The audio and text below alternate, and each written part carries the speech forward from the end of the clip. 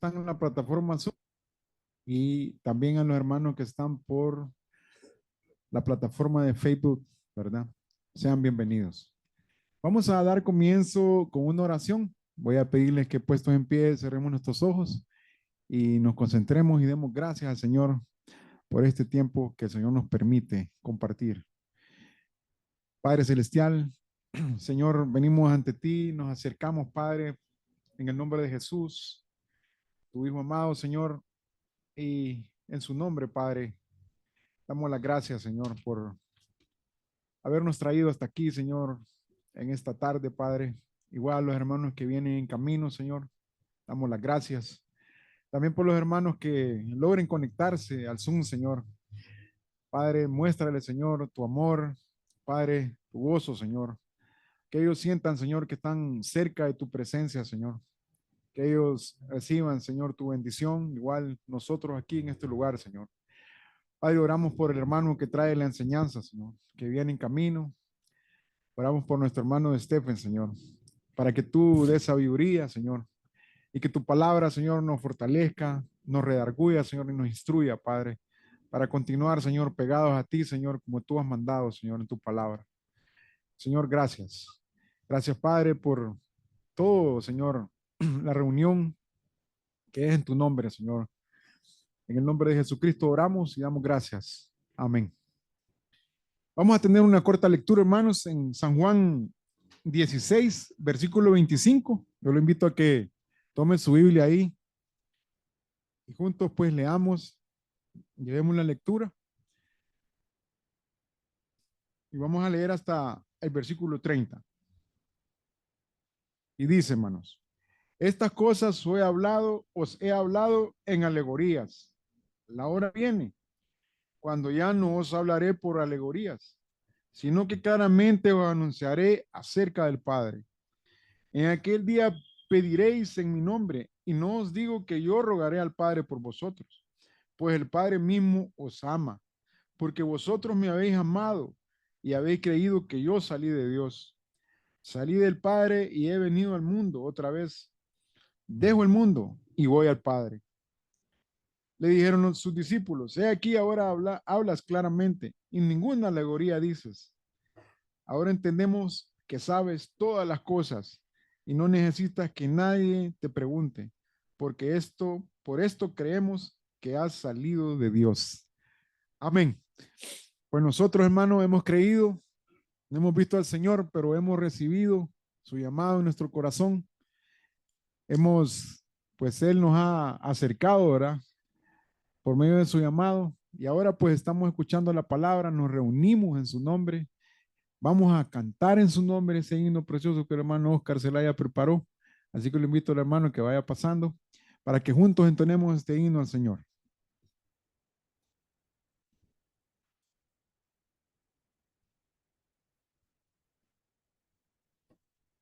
Muy buenas tardes, noches.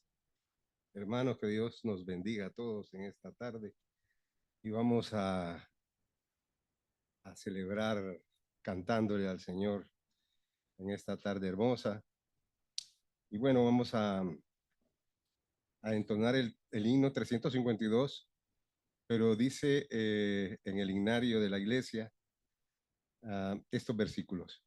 Pero cuántas cosas eran para mí ganancia, las he estimado como pérdida por amor de Cristo. Y ciertamente aún estimo todas las cosas como pérdida por la excelencia del conocimiento de Cristo Jesús, mi Señor, por amor del cual lo he perdido todo y lo tengo por basura para ganar a Cristo y ser hallado en él, no teniendo mi propia justicia, que es por la ley, sino la que es por la fe de Cristo, la justicia que es de Dios por la fe, a fin de conocerle y el poder de su resurrección y la participación de sus padecimientos, llegando a ser semejante a él en su muerte.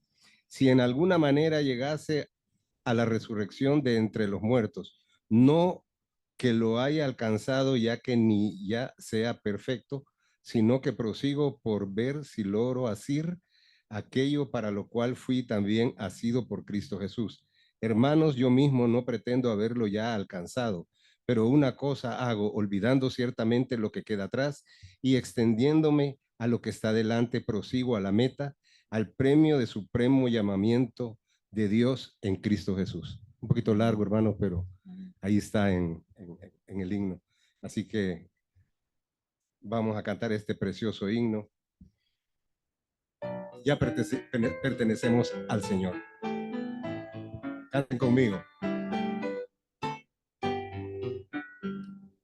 Cristo el Señor me ama por siempre, mi vida guarda Él tiernamente, vence el pecado, cuida del mal, ya pertenezco a Él, ya pertenezco a Cristo, Él pertenece a mí. No solo por el tiempo aquí, mas por la eternidad. Cristo bajó del cielo a buscarme, cubierto de pecado encontróme, me levantó de vergüenzas mil, ya pertenezco a Él. Ya pertenezco a Cristo, Él pertenece a mí. No solo por el tiempo aquí, mas por la eternidad.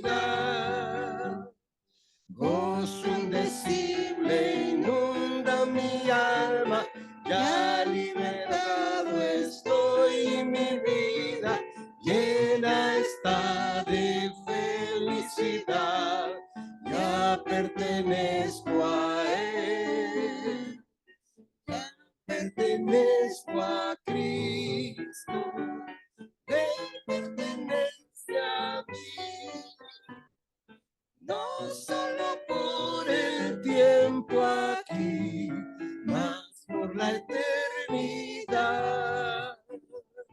Dios les bendiga, hermanos.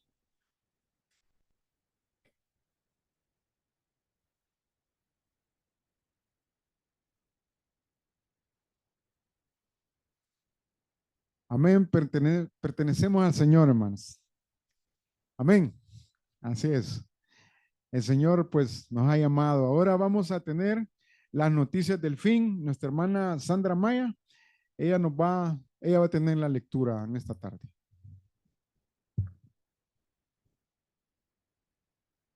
Buenas noches, hermanos. Dios les bendiga.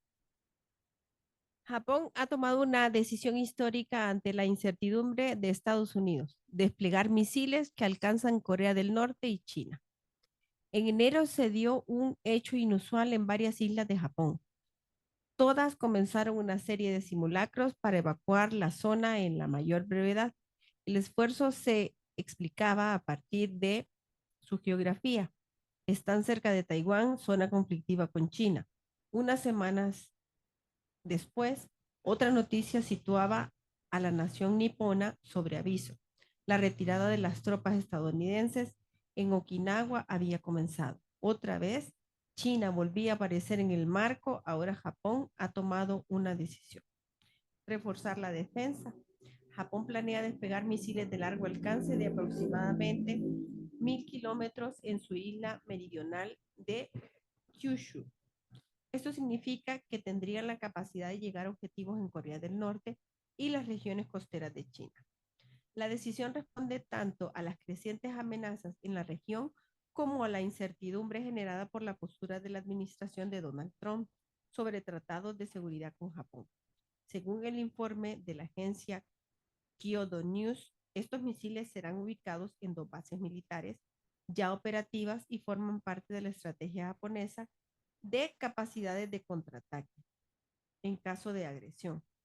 La exclusión de Okinawa, a pesar de la importancia estratégica de la cadena de islas de Okinawa, ubicada a 110 kilómetros de Taiwán, las autoridades japonesas han decidido no desplegar estos nuevos misiles en la zona. Hay una razón de peso y es evitar provocar a China directamente. Actualmente Okinawa ya cuenta con baterías de misiles de menor alcance, pero la instalación de armamento con capacidad ofensiva podría escalar las tensiones en la región. el profesor Yoichi Shimada, experto en seguridad de la Universidad Prefectural de Fukui, contaba al Guardián que el aumento de la amenaza por parte de China y Corea del Norte justificaba esta medida. En su opinión, Japón debe actuar rápidamente para desarrollar un sistema de defensa más sólido y eficaz. Una cosa está clara, Japón, que ha dependido históricamente de paraguas nuclear estadounidense, podría verse en la disyuntiva de reevaluar su estrategia de defensa, especialmente si la administración Trump persiste en su enfoque de reducción de compromisos internacionales en materia de seguridad. La noticia número 2. La capital de América Latina, que fue construida sobre un lago y se hunde 40 centímetros por año. Casi todos los países del mundo poseen al menos una capital. Esta es una ciudad o una localidad donde residen los miembros y organismos supremos del Estado. Entre tantas existe una en América Latina cuya historia y popularidad no pasa por inadvertida. Esta famosa capital, reconocida por su riqueza cultural y por ser una de las metrópolis más grandes de toda América Latina, destaca también por un curioso dato. Cada año que pasa se hunde al menos 40 centímetros. La Ciudad de México, una de las metrópolis más populares y vibrantes de América Latina, tiene una particularidad geográfica que la hace única. Fue construida sobre el lago de Texcoco. Este hecho histórico ha tenido profundas implicaciones en su infraestructura y estabilidad de la capital a lo largo de los siglos. Hoy en día la ciudad enfrenta un desafío importante. Se hunde cada año debido a su ubicación sobre un antiguo lecho lacustre. En el pasado, los mexicas fundaron Tenochtitlán en medio de un lago de 1325, una ciudad que debido a su diseño ingenioso y a la utilización de chinampas, islas artificiales, se convirtió en una de las urbes de América Latina más avanzadas en su tiempo. Sin embargo, con la llegada de los conquistadores en 1521, la Ciudad de México fue destruida y posteriormente reconstruida sobre los cimientos de Tenochtitlán, sin tomar en cuenta los riesgos que implicaba construir sobre un lago. En un estudio reciente publicado en la revista Scientist Report, utilizando los datos de un satélite radar, midieron cómo cambiaba la elevación en toda la ciudad entre 2011 y 2020. La subsidencia no es uniforme, el grado depende de varios factores. En el Valle de San Joaquín, en California, la tierra se ha hundido hasta 8.5 metros en el último siglo debido a que los agricultores han consumido demasiada agua subterránea. Un drenado similar de los mantos acuíferos se está produciendo en la Ciudad de México, asolada por una crisis de agua que se agrava cada vez más. Es así el hundimiento del área metropolitana del Valle de México y se ha dado por la combinación de los dos factores, el natural, correspondiente al movimiento de los suelos blandos, además de la extracción del recurso hídrico. Este hundimiento, junto con la creciente urbanización y el cambio climático ha convertido a la Ciudad de México en un verdadero desafío para los ingenieros y urbanistas. Para mitigar este problema se han implementado diversas estrategias como la restauración de los acuíferos y el uso de tecnologías avanzadas para monitorear el hundimiento, pero la solución definitiva sigue un desafío. Dios les bendiga, hermano.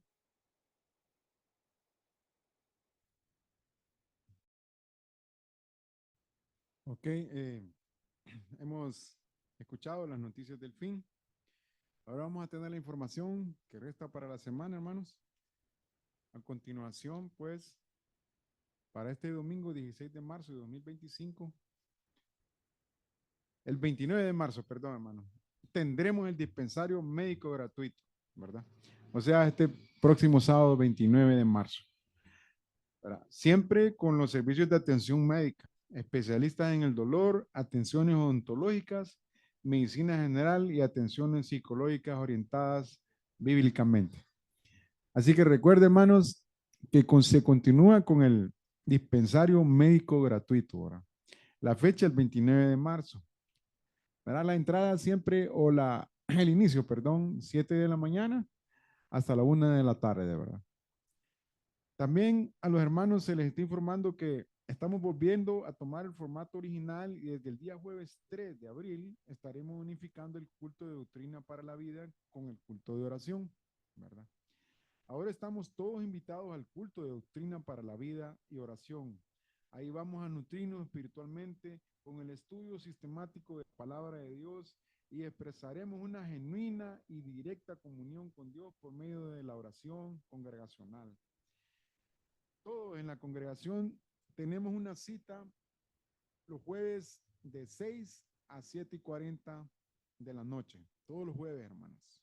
Todos los jueves, ¿verdad? No, no va a haber, o sea, se va a transmitir por Facebook y por Zoom, pero, o sea, el llamamiento es hacerlo de manera presencial, ¿verdad? Importante, hermanos. Va a haber transporte y es gratuito.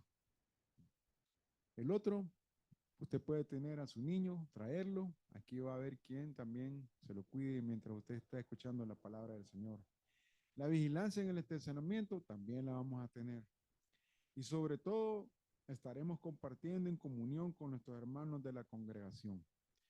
Hermanos, vamos a regresar a lo que es la comunión, lo que el Señor nos manda, que tengamos comunión unos con otros, ¿verdad? Así que anímense, hermanos, ore al Señor que le dé fortaleza, que aparte toda cosa que le venga a la cabeza, para que usted no venga y anímese a venir, a unirse al pueblo del Señor, a escuchar la palabra de Dios, a orar unos por otros, a poner sus peticiones eh, y compartirlas con los hermanos, y así usted se fortalezca más en el Señor, ¿verdad? Así que nuevamente, hermano, lo animamos en el Señor para que nos acompañe este jueves. Recuerde que es, ¿verdad? Estoy revisando la fecha. Se me pasa. Jueves 3 de abril. Ahí es el comienzo. Quería recalcarle, hermanos. Ahora, hermanos, vamos a tener, ¿verdad? La lectura del material de edificación, ¿verdad? Vamos a comenzar. El tema de hoy, las 7 bienaventuranzas del Apocalipsis. Comenzamos la lectura, hermanos.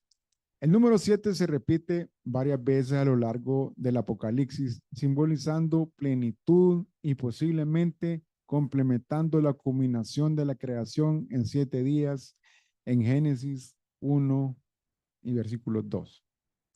La primera bienaventuranza se encuentra en Apocalipsis capítulo 1, versículo 3, y dice: Bienaventurado el que lee y los que oyen las palabras de esta profecía y guardan las cosas en ella escritas, porque el tiempo está cerca. El libro del Apocalipsis es único en el sentido de que es el único libro de la Biblia con una bienaventuranza directa prometida a quienes lo lean públicamente y a los que lo escuchen. Por supuesto, escuchar la palabra de Dios sin obedecerla es insensatez, dice Santiago 1:22. De modo que la bienaventuranza específica que los que escuchan también guarden las cosas escritas. La segunda bienaventuranza del Apocalipsis se encuentra en Apocalipsis capítulo 14, versículo 13, y dice: Oí una voz que desde el cielo me decía: escribe, bienaventurados de aquí en adelante los muertos que mueren en el Señor. Sí, dice el Espíritu, descansarán de sus trabajos, porque sus obras con ellos siguen. Dios pronuncia esta bienaventuranza justo antes de los juicios de las 7 copas de Apocalipsis 16. Las personas que se hagan creyentes y mueran durante la tribulación encontrarán descanso y recompensa con el Señor. La tercera bienaventuranza se encuentra en Apocalipsis 16:15 y dice: He aquí yo vengo como ladrón. Bienaventurado el que vela y guarda sus ropas, para que no ande desnudo y vean su vergüenza.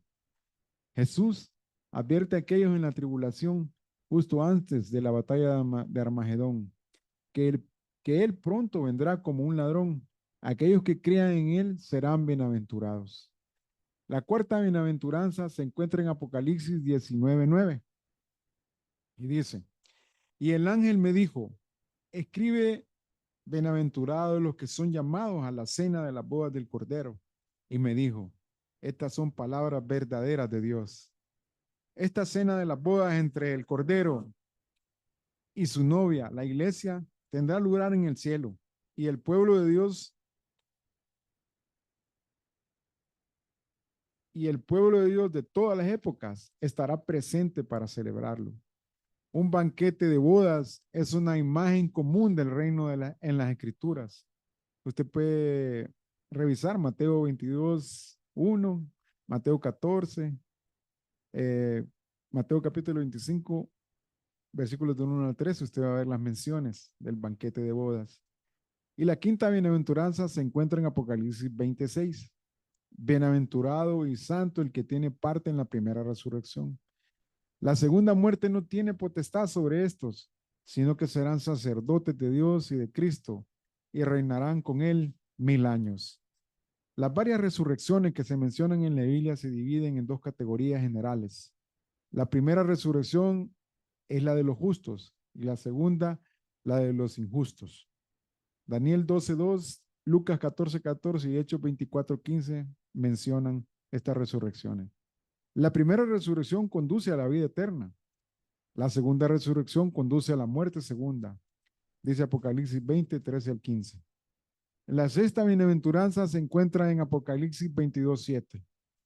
He aquí vengo pronto, bienaventurado el que guarda las palabras de la profecía de este libro.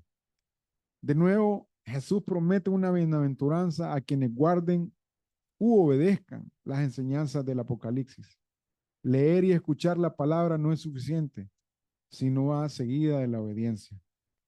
La séptima bienaventuranza se encuentra en Apocalipsis 22:14 y dice, bienaventurados los que lavan sus ropas para tener derecho al árbol de la vida y para entrar por las puertas en la ciudad.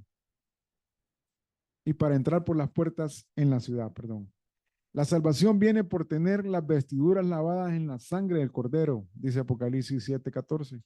Una asombrosa imagen de la pureza que viene con la salvación y el precio que Jesús pagó por nuestra redención. En Efesios versículo 1:7. Solo los creyentes lavados con sangre tienen derecho a participar del árbol de la vida, del que la humanidad ha estado excluida desde la caída. Solo los que tienen vestiduras de justicia tienen acceso a la ciudad santa. Véase el Salmo 118:20 y a Isaías 35:8. Hasta aquí el material de edificación, hermanos. Las 7 bienaventuranzas. Ahora, hermanos, antes de pasar a la enseñanza con nuestro hermano Augusto de Stephen, vamos a tener la oración por la ofrenda. Y nuevamente voy a pedir que se pongan en pie, ¿verdad? Y demos gracias por la ofrenda. Oremos. Padre, Señor, venimos delante de ti ahora, Señor, para presentar nuestra ofrenda, Señor. Damos gracias, Señor, por proveernos hasta aquí, Señor, de todo lo que hemos necesitado, Señor. Padre, gracias por todas nuestras posesiones, nuestro trabajo, Señor, y todo lo que tú nos suples, Padre, además de tu cuidado, Señor, y guianza, Señor, y tu salvación, Padre, tan grande, Señor. En el nombre de Jesús damos gracias y pedimos, Señor, esa sabiduría, Padre, en la administración y reciba nuestra ofrenda, Señor. Oramos en el nombre de tu Hijo amado. Amén. Puede tomar asiento, hermano. Ahora sí, nuestro hermano Augusto de Stephen continúa con la serie de los profetas menores en el estudio del libro de Oseas.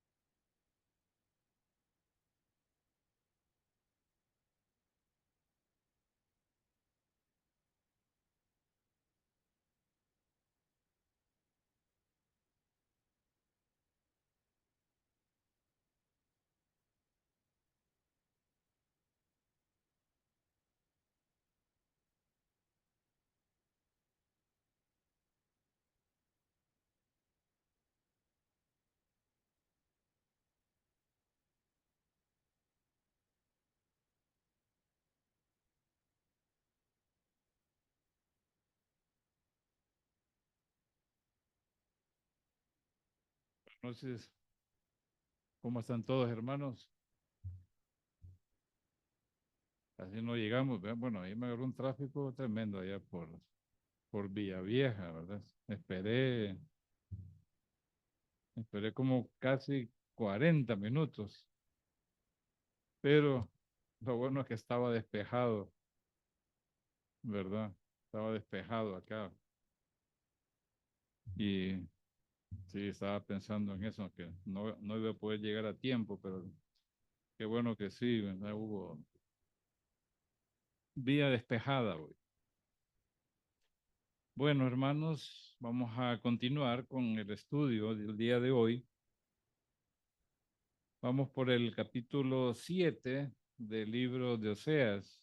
Vamos avanzando, meditando en esta palabra, lo que el Señor tiene para nosotros hoy en día. Hoy en día que las cosas se van recalentando, ¿verdad? Calentando. Pero el Señor dijo que íbamos a oír rumores, ¿verdad? Guerras. Oiréis rumores de guerras, ¿verdad? Si es lo que estamos escuchando, rumores, ¿verdad? Bolillando, como diríamos nosotros ahí en la, ¿cómo se llama? Cuando éramos jóvenes ahí en el barrio, ¿verdad? Que eran golilleros, dice golillero. Y así veo con naciones, ¿verdad? La verdad es que alguien decía en cierto momento, las personas son educadas hasta que se meten a política, ¿verdad? Ustedes han visto eso, personas bien educadísimas, pero se meten a política y como que sacan lo peor de ellos. Así pasa en las naciones, ¿verdad? Uno creía en las naciones más cultas del mundo, ¿verdad? Las naciones europeas que eran el ejemplo. Y resulta que son más guerreristas que que los mismos países islámicos. Eso me causa estupor, créanme. Pero la historia siempre ha sido así, ¿verdad? Imagínense ustedes de dónde nació la Primera Guerra Mundial, ¿dónde fue? Europa. Segunda Guerra Mundial, Europa. Antes de la Primera Guerra Mundial estuvieron las guerras napoleónicas, las famosas cruzadas también, ¿verdad? O sea, Europa siempre estuvo en guerra, el Imperio Romano y todo eso. Vemos personas bien educadas, pero nunca me imaginé que fueran tan guerreristas. Sacan lo peor. Por eso es que ahí, cuando vemos el Apocalipsis y vemos el libro de Daniel, habla de las bestias, ¿verdad? Habla de las bestias, o sea, es una forma de ilustrar, ¿verdad? Los imperios mundiales. ¿Verdad? Por fuera los vemos lustrosos, ¿verdad? Bien peinaditos, bien cambiaditos, ¿verdad? Pero esos líderes, ¿verdad? Ya unidos, son por dentro, ¿verdad? Sin Dios, son como dice la Biblia, bestias, ¿verdad? Por eso es que el libro de Daniel lo mira desde el punto de vista de Dios, ¿verdad? ¿Cómo mira Dios a esos imperios mundiales, ¿verdad? Como grandes bestias, ¿verdad? Espantosas y terribles. Y así nos encontramos hoy. Todavía no crean ustedes, ¿verdad? De que estamos en la era de la bestia espantosa y terrible, ¿verdad? O sea, la cuarta bestia. O las dos piernas del, ¿cómo se llama? De la gran estatua que vio Nabucodonosor. Nos encontramos en esa época, hermanos, ¿verdad? En esa época. Lo que pasa es que todo está ahorita, como dicen, congelado. Están, stand-by. Así es de simple. Por eso es que las escrituras nos abren los ojos. Voy a tener que agarrar un poco de agua para algún mosquito se me metió. Entonces, Por eso es que la Biblia nos abre los ojos, ¿verdad? Acerca del futuro. Ahí vemos una Europa que se quiere rearmar, obviamente. El Señor está conduciendo todo esto, ¿verdad? Porque el anticristo tiene que venir.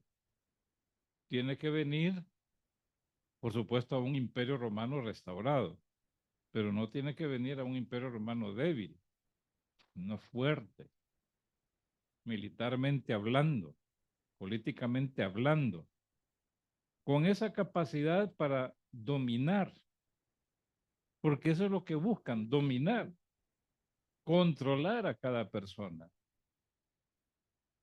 Nosotros oíamos de los países comunistas, ¿verdad? O sea, de China y la ex Unión Soviética, donde controlaban a los ciudadanos, lo que iba a comer, lo que iba a vestir. Y es sorprendente, ¿verdad? Cómo las naciones occidentales a eso van también, al control de cada ciudadano, a restringirle su capacidad de poder expresarse con libertad. Eso es terrible, pero hermanos, la Biblia nos lo dice ya. Estamos viendo hoy lo que ya la Biblia nos dice que va a pasar, ¿verdad? Como dice, cuando el anticristo venga, cuando la iglesia sea arrebatada y el anticristo entre en la escena mundial, él va a tener control de la persona, de las personas de todo el mundo. Dice que nadie va a comprar ni vender, no va a haber comercio, si no está con la marca del anticristo. Así de sencillo, ¿verdad? Entonces nos encaminamos a eso, ¿verdad? Para que no nos agarre por sorpresa. Seguimos meditando, hermanos, en la capítulo 7, versículo 1, ya lo habíamos visto, ¿verdad? Cuando el Señor dice, recuerden que es el Señor el que está hablando, ¿verdad? Él está hablando. Él está dirigiéndose al pueblo, lo que él quería hacer, lo que él estaba haciendo. Y dice, mientras curaba yo a Israel, se descubrió la iniquidad de Efraín y las maldades de Samaria. O sea, la idea ahí, hermanos, es tanto del pueblo también como de los gobernantes. O sea, que los dos eran culpables realmente. Las maldades de Samaria, Samaria lo habíamos dicho, la capital del reino. Dice, porque hicieron engaño. Y entre el ladrón y el salteador despoja por fuera. La idea siempre es la misma, ¿verdad? O sea, que ellos no viven una vida bajo el pacto, ¿verdad? Porque el decálogo dice, no hurtarás, ¿verdad? Ese es lo que nos dice. Y obviamente, al quebrantar uno, se hacen culpables de todos. Porque así es el decálogo, no es que yo soy bueno porque cumplo los 9 de los 10 mandamientos, ¿verdad? Que ahí tengo mi imagen, ¿verdad? Pero solo ese, de ahí cumplo los otros 9. No, no es así. Se cumplen todo o nada, ¿verdad? Todo o nada. ¿Verdad? No es que Dios va a aceptar un 90%, pero no, es todo o nada, de nada sirve, ¿verdad? Es idólatra y cumplir el resto de los 9. Es lo mismo siempre. Siempre hay algo que se interpone entre Dios y el hombre, ¿verdad? Y es el ídolo, porque supuestamente el ídolo es el que intercede. Bueno, ahora se ha mejorado, ¿verdad? Porque ahora es intercesor en los ídolos, ¿verdad? O la imagen del ídolo, porque buscan un montón de justificaciones. No, dice, es que es como una fotografía, dice, ¿verdad? Una fotografía, ¿no? Que va, es un ídolo, es un ídolo. Y ahí estaba Israel, ¿verdad? Tanto el pueblo como los gobernantes, permitiendo esto, el quebrantamiento de la ley. Y lo peor es engañarse, creer que Dios no tiene memoria de todo esto. Y dice, y no consideran en su corazón, ¿verdad? O sea, no meditan, no reflexionan, que tengo en memoria toda su maldad. Tengo memoria, o sea que el Señor no la iba a olvidar, ¿verdad? O sea, el Señor no va a haber algo como dicen, no, es que Dios no se va a acordar de lo malo que hice, ¿verdad? Dios no va a traer a la memoria. Claro que sí, ¿verdad? Porque esas culpas no están perdonadas, no están limpiadas, ¿verdad? Esas culpas. Por eso dice la paga del pecado es muerte, ¿verdad? O sea, el que peca contra Dios es culpable, o sea, viene la culpa. Entonces dice que tengo en memoria toda su maldad, ¿verdad? Y ahora dice, les rodearán sus obras, ¿verdad? O sea, que los van a acercar. Delante de mí están, porque todo lo malo que ellos hacen, obviamente, repercute en el cielo, ¿verdad? Hay una repercusión, lo bueno, lo malo, ¿verdad? La rebeldía, el acto de rebelarse contra Dios, ¿verdad? Él lo toma en cuenta, aunque pareciera que el Señor dice, no castiga la maldad inmediatamente, ¿verdad? Porque Él tiene paciencia, ¿verdad? Dando la oportunidad de un arrepentimiento. Por eso es que el Señor, ¿verdad? No entra en escena, está dando la oportunidad de arrepentimiento. Pero parece que cada día como que la maldad va subiendo un escalón, subiendo un escalón. Como que si Dios lo está mirando y dice, no, es que Dios no mira, como lo vimos allá, ¿verdad? ¿Acaso sabrá el Señor? Dice. ¿Lo tomará en cuenta Dios? Claro que sí. Lo que pasa es que da oportunidad para que todos procedan al arrepentimiento. Claro que no todos, ¿verdad? No todos van a proceder al arrepentimiento. Después dice, con su maldad alegran al rey y a los príncipes con sus mentiras. Ahí está el problema, ¿verdad? ¿Quiénes estaban delante del rey? ¿Quiénes eran sus consejeros o sus servidores? Dice, con su maldad, ¿verdad? Alegran al rey, como que el rey se goza en la maldad que ellos hacen. Posiblemente sea una alusión, ¿verdad?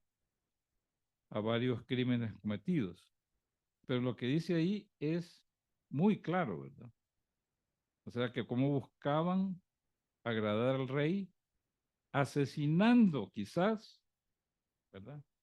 Asesinando y el rey no hacía nada.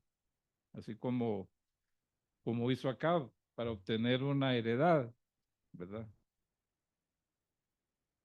Mandó a matar al que estaba ligado a la heredad para apropiarse de ella. Entonces dice, con su maldad alegran al rey. Y no solo al rey, sino a los príncipes. Ustedes saben que los príncipes son los hijos del rey, o sea, los herederos del trono.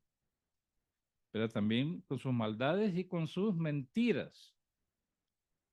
Alegran, dice, al rey y a los príncipes, hablándole cosas mentirosas, ¿verdad? Tratando de agradar al rey. O sea, ¿cómo se llama? Cuando los consejeros son impíos, ¿verdad? Malos. Por lo general inclinan siempre a los gobernantes a hacer lo malo también. Dice en Proverbios, quita al impío de la presencia del rey y y su gobierno se fortalecerá en justicia. Quítalo, ¿verdad? Quítalo de ahí. Y así pasa, hermanos, ¿verdad? ¿Quiénes son los consejeros aquí? En este caso, pues resulta impresionante, ¿verdad? Como el Señor, como pueden ver ustedes, uno diría, bueno, el Señor solo se preocupa de la vida de la iglesia, ¿verdad? De su pueblo escogido. de los que vienen a la iglesia y de los que oran a Él.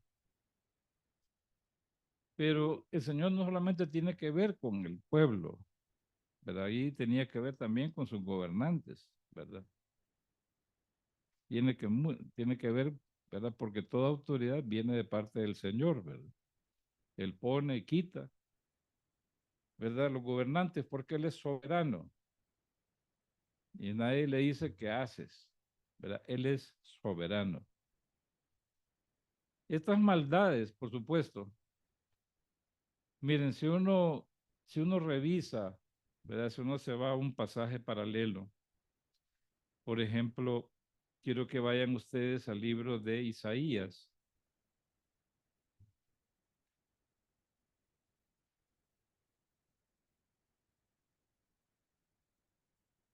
En el 30, capítulo 30,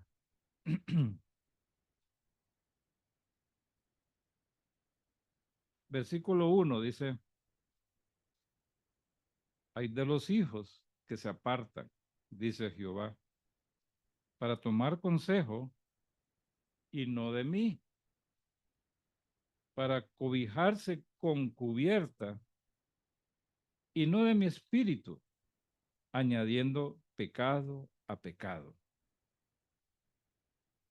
Ahí está hablando, por ejemplo, de lo que pretendía ser Israel, y principalmente los gobernantes. Estaba Asiria como potencia emergente, podemos decir,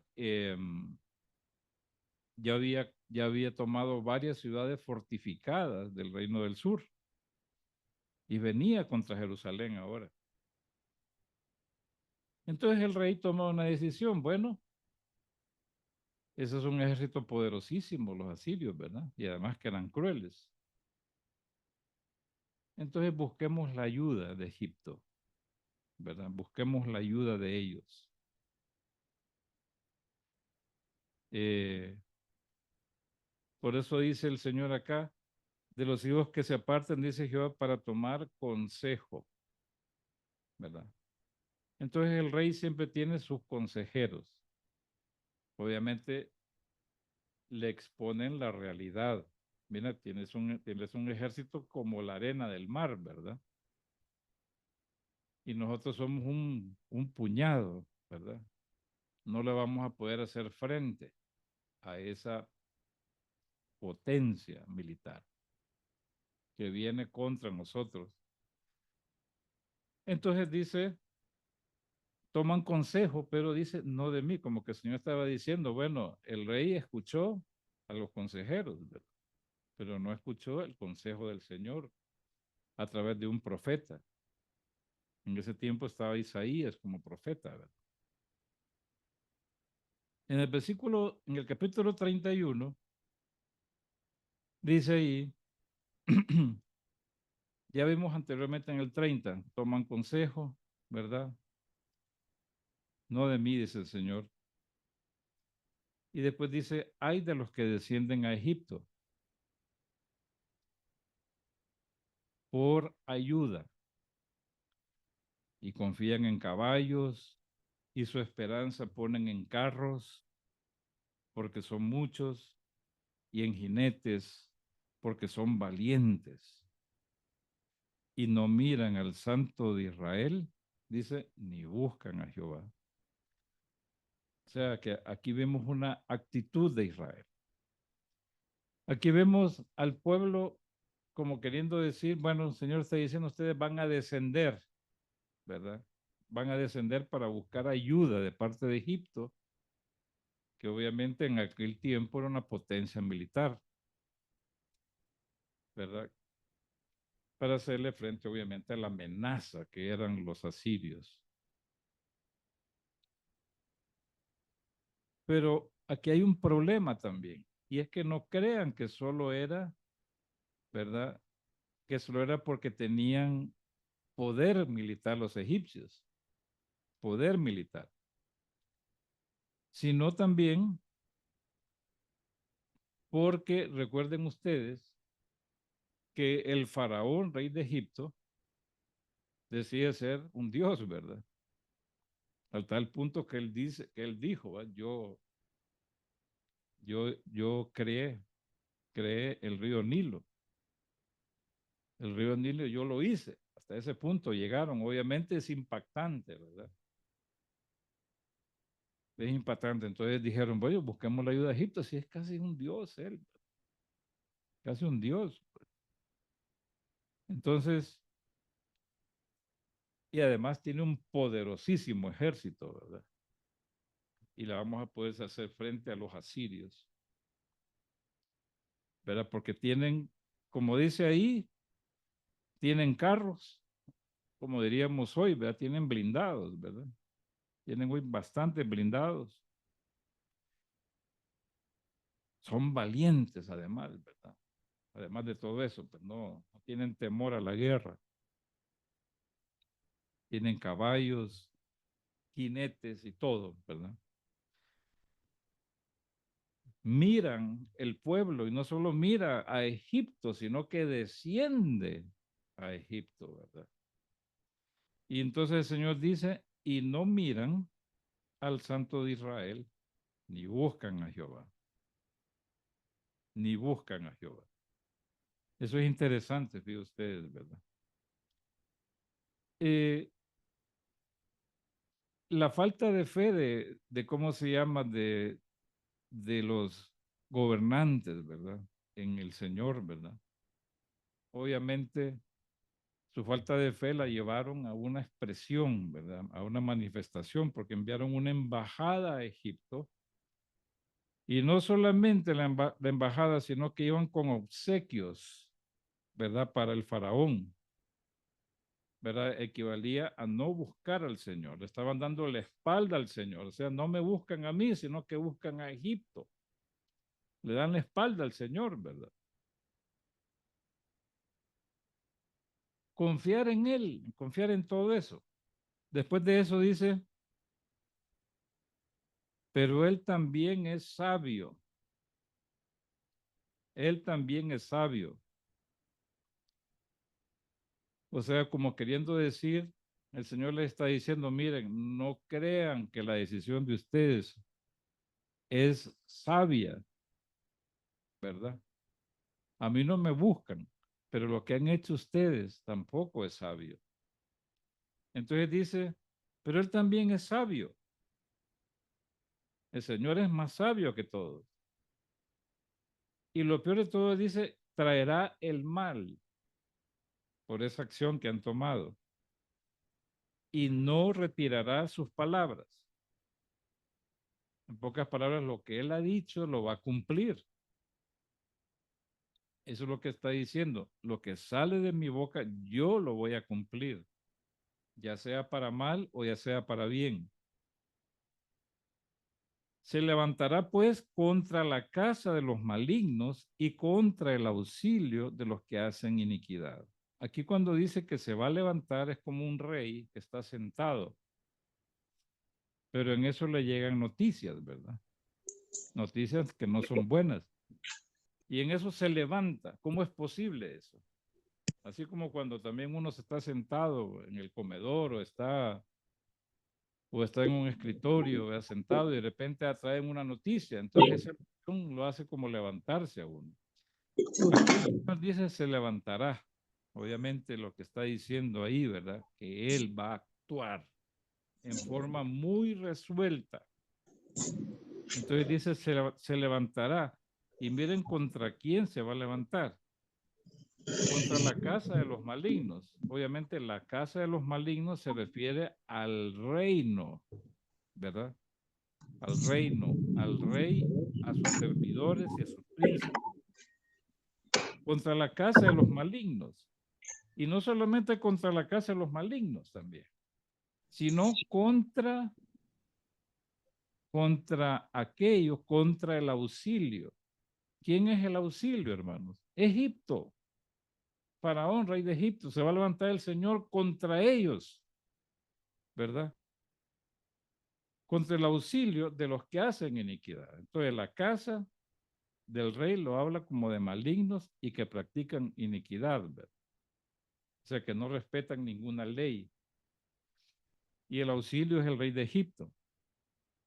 Y el Señor les dice, miren, deben buscarme a mí. Búsquenme a mí. Búsquenme. Y dice la razón por la cual lo deben buscar a él, al Señor. Y los egipcios, dice, hombres son. Y no Dios. En otras versiones dicen, son hombres de carne y hueso, no son dioses.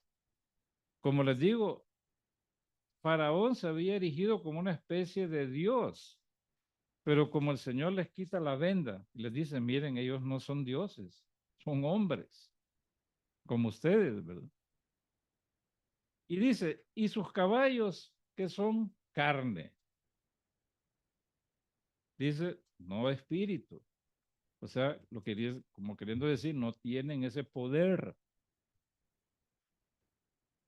El Señor le está diciendo no con espadas ni con ejércitos, sino con mi espíritu, lo que le está diciendo. Y esa es la enseñanza que lleva, que lo vemos, que ya lo hemos visto en otros pasajes.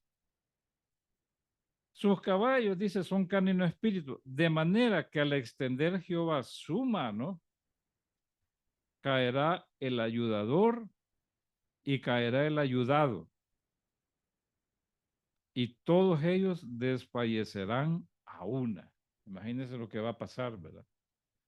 O sea que va a ser juzgado tanto, ¿verdad? El Señor va a hacer caer, va a destruir tanto al ayudador como el ayudado, pues. Egipto, ¿qué tenía que ver? Estaba tranquilo Faraón, ¿verdad? Ya lo fueron bueno, vamos, dice Egipto, a ayudarlos a ellos. Y eso fue para su propio mal, ¿verdad? Porque fueron derrotados realmente. Y obviamente ya Israel no tenía ayuda.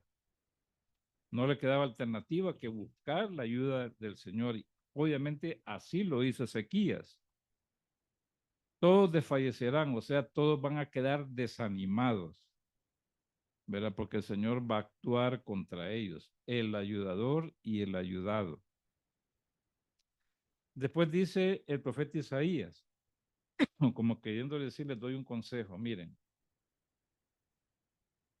porque Jehová me dijo de esta manera, dice, como el león y el cachorro del león ruge sobre la presa, y si se reúne cuadrilla de pastores contra él, no lo espantarán sus voces, ni ni se acobardará por el tropel de ellos.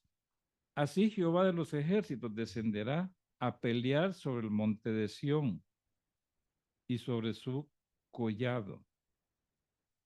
O sea, les está dando una palabra de esperanza. Miren, no busquen a Egipto.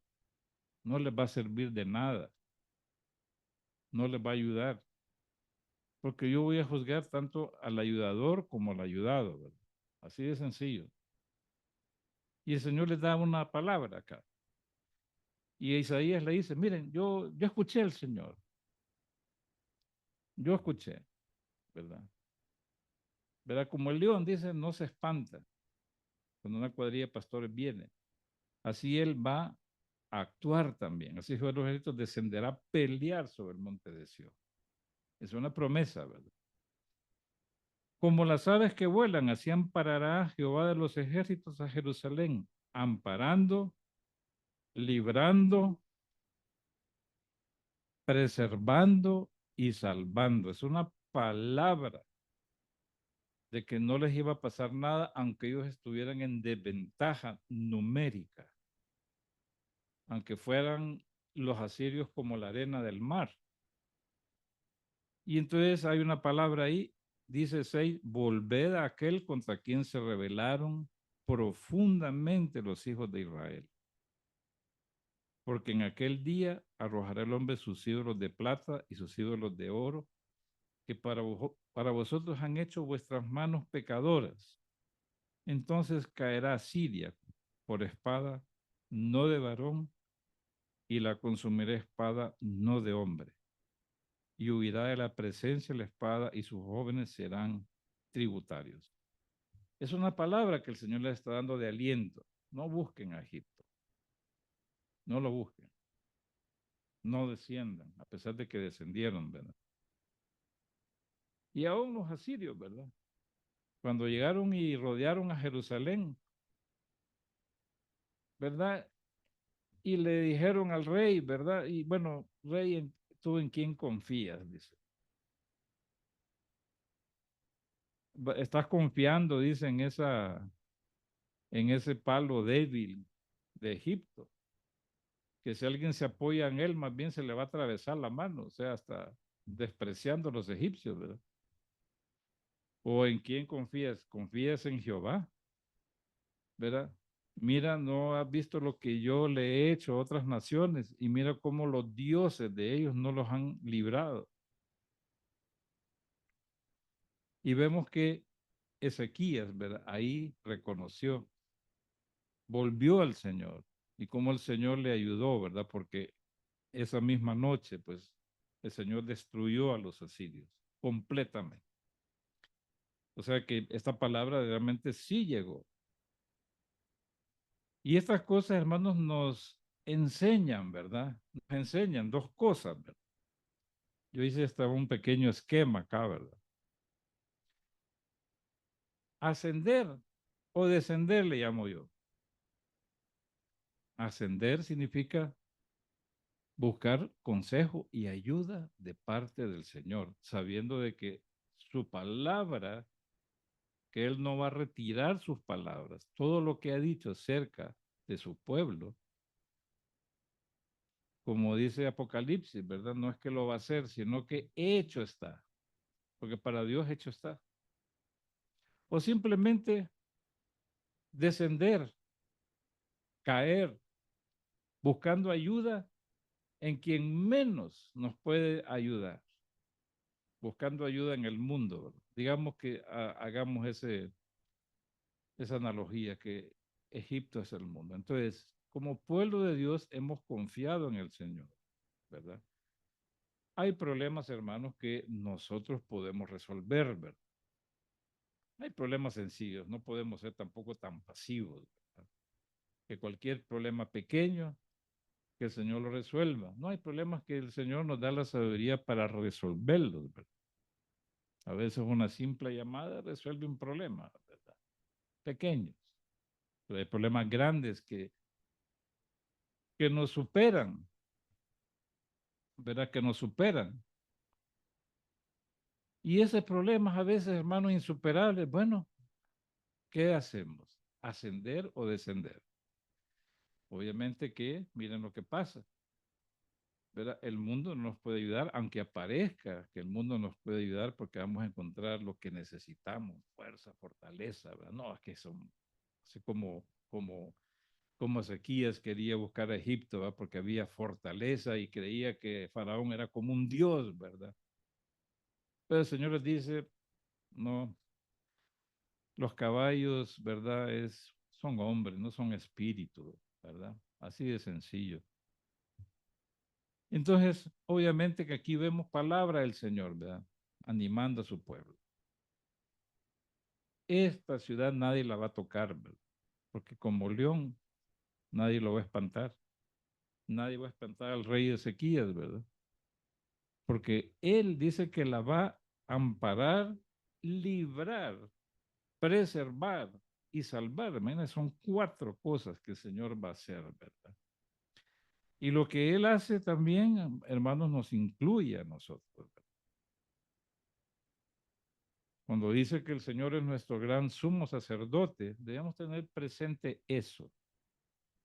Él está sentado a la diestra de Dios, al lado de Dios, ¿verdad? Ahí está el Señor, esperando hasta que todos sus enemigos sean puestos por estrado de sus pies. Ahí está esperando, pero Él también está en una función sacerdotal, ¿verdad? Sacerdotal también, intercediendo por nosotros, ahí, ¿verdad? Oyéndonos, dice, cuando más necesitamos, Dice, debemos acercarnos al trono de la gracia para encontrar gracia y el socorro cuando más lo ocupamos. Ahí tenemos, ¿verdad? Como dice también ahí, ¿verdad? Que estamos, esa ancla con la cual estamos anclados nosotros, ¿verdad? Penetra aún dentro del velo. Es como un barco, ¿verdad? Y ese barco tiene un ancla. En ese caso, el ancla que tenemos nosotros somos el barco, hermano. Pero estamos anclados, dice dentro del velo. ¿Y qué es lo que hay detrás del velo? El lugar santísimo. Ahí estamos anclados.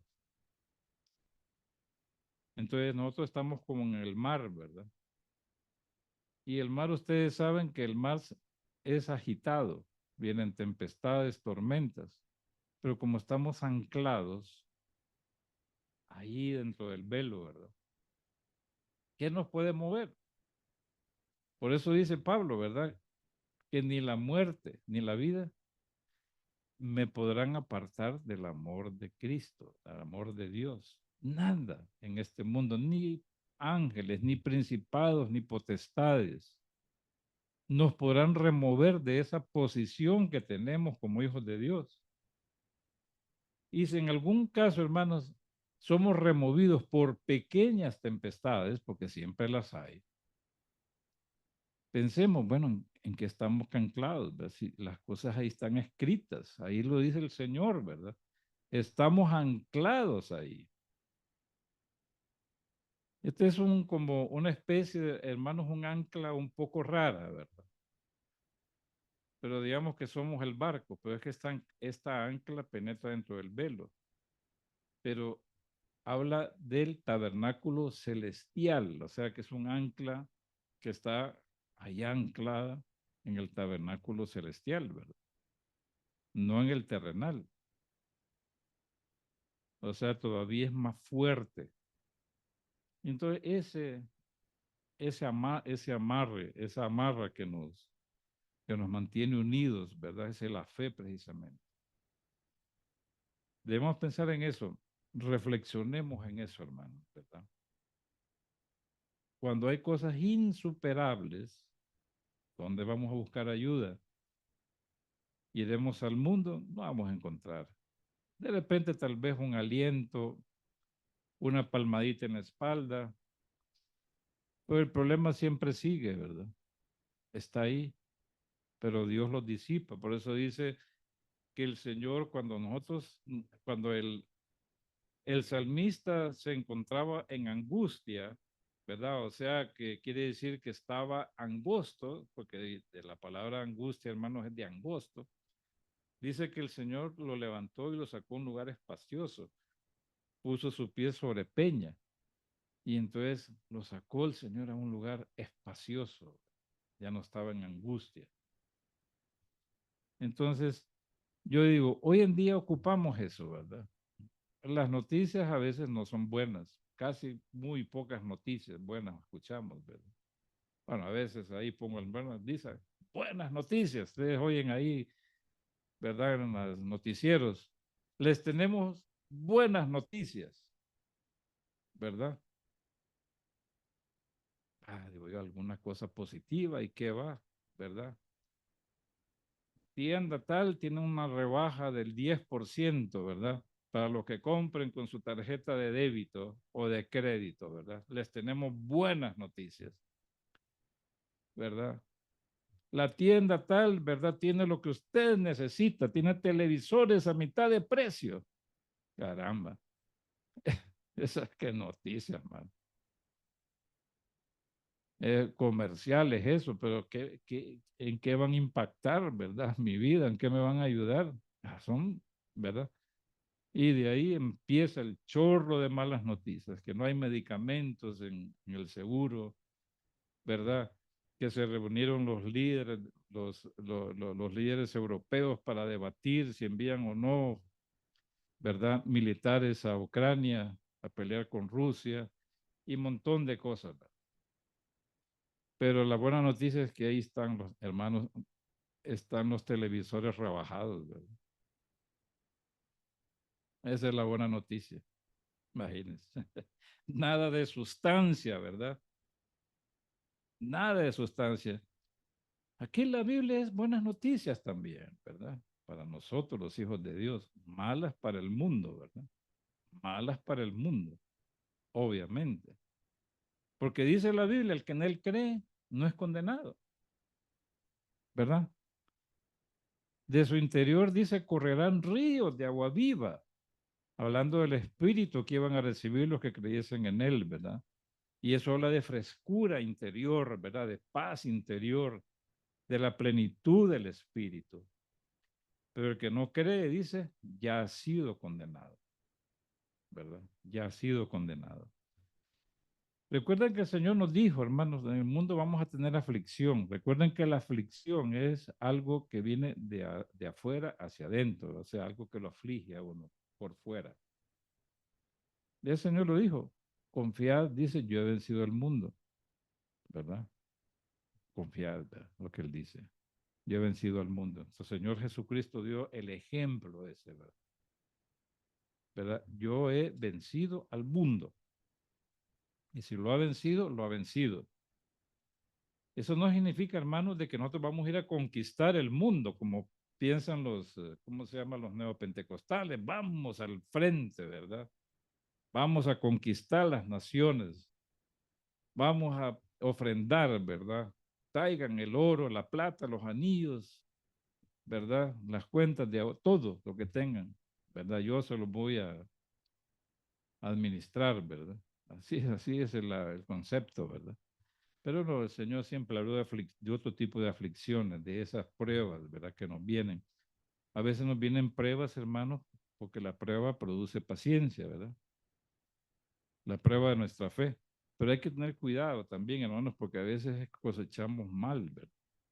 Entonces las cosas malas nos vienen porque de repente sembramos mal y de repente estamos cosechando lo que el mal que nosotros hicimos, ¿verdad? Por eso es que uno debe identificar realmente, ¿verdad? Lo que es realmente una mala cosecha por una cosa que yo sembré mal y lo que me toca es, por supuesto, si le causé daño a alguien, pues restituir, pedir perdón o lo que sea, ¿verdad?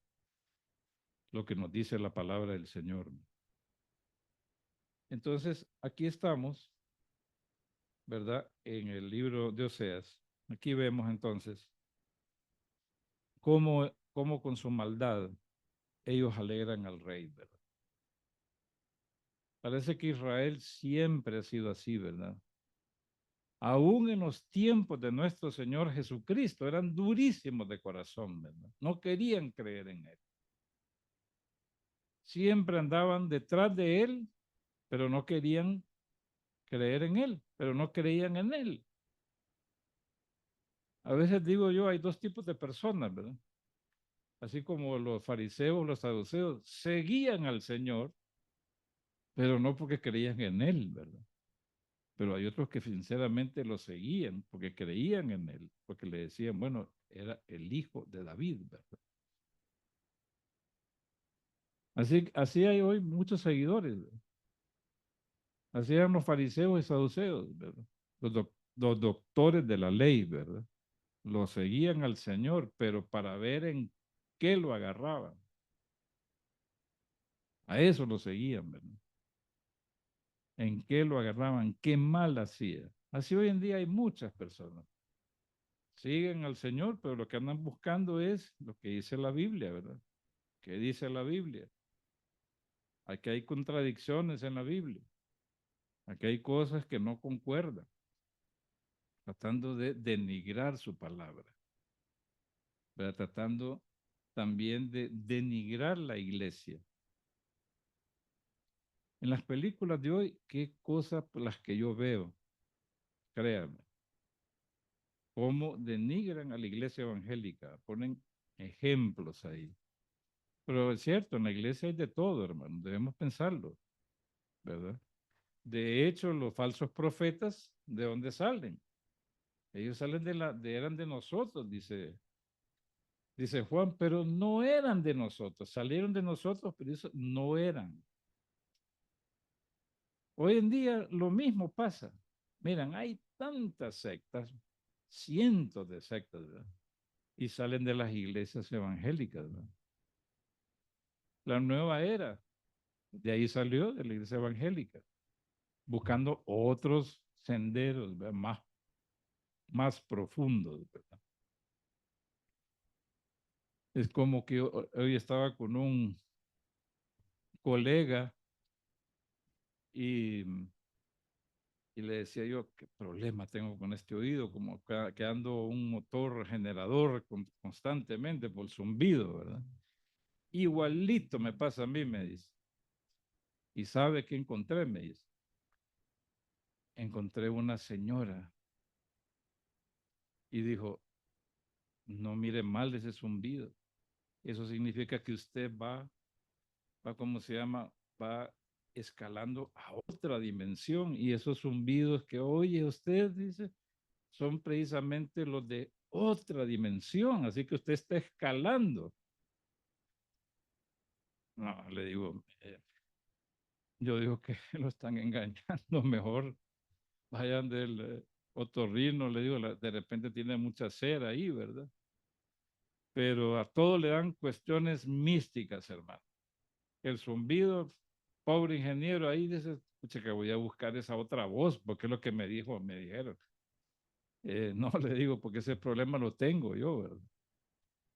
Y entonces, para que vean ustedes, ¿verdad? Cómo se quiere todo, ¿verdad? Espiritualizar, ¿verdad? Hay de todo. Y aquí vemos, hermanos, también después en el versículo 4, el Señor dice con palabras más fuertes, todos ellos son adúlteros, dice. Son como horno encendido por el hornero, que cesa de avivar el fuego después que está hecha la masa hasta que se haya leudado. La idea ahí, hermanos, que son tan adúlteros, entonces lo compara con con un horno, que aun cuando está hecha la masa, se supone que se debe apagar el horno, pero dice que ustedes son como adúlteros, como un horno que no se apaga, ¿verdad? Como un horno que no se apaga, esa es la idea ahí, ¿verdad? O sea, su adulterio en varios sentidos, ¿verdad? Tanto en el sentido espiritual, ¿verdad? Como en el sentido también matrimonial. Porque lo que pasa en una esfera, hermanos, repercute en otra esfera, ¿verdad? Así lo dice la palabra. Y bueno, y es hora, hermanos. Entonces nos quedamos ahí para la próximo jueves y vamos a seguir estudiando palabra por palabra. Que el Señor les bendiga a todos, hermanos. Vemos.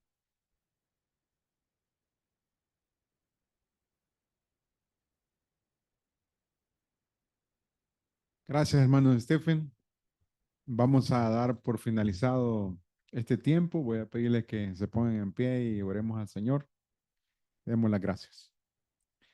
Padre Celestial, gracias, Señor, por este tiempo, Señor, que hemos estado delante de tu presencia, por tu enseñanza, Señor. Padre, pedimos por la bendición, Señor, para nuestros hermanos, Señor, para que anime, Señor, sus corazones, para que se unan, Señor, a este culto del jueves, Señor. Padre, en el nombre de Jesús, guárdanos, Señor, llévanos con bien a nuestro hogar, Señor. Oramos y damos las gracias, Señor. Amén. Buenas noches, hermano. Dios les bendiga.